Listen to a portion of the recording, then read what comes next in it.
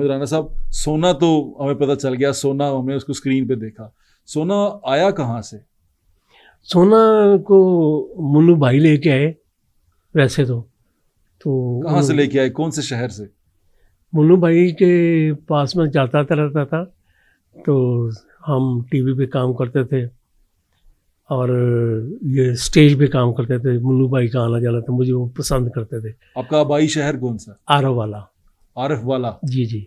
आप आरिफ वाला से आए? जिस जहाँ के खरबूजे बहुत मशहूर है।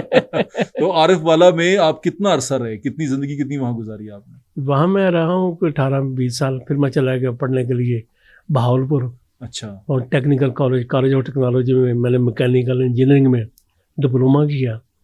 तो ये सब सोच समझ के किया था, इसलिए मुझे शौक था शुरू से ही ये फिल्म में आने का। अच्छा। हाँ, मैं छोटा सा था, मुझे उस वक्त फिल्म का पता नहीं था फिल्म होती क्या है। तो पता नहीं मैं कहाँ कैसे गया फिल्म देखने के लिए। तो आर वाला में उस उम्र में मेरे जहन में ये पड़ गया कि रात को हम इनको देखते हैं और दिन को ये हमें देखते हैं। तो फिर मैं बढ़ता हूँ, दिन में ना हर वक्त मैं परफॉर्मेंस करता रहता था। अगर रोया तो फिर बंद नहीं होना, मैं कहता मैं क्लैब लेनी है, तो हंसियाँ बस इस तरह मैं कर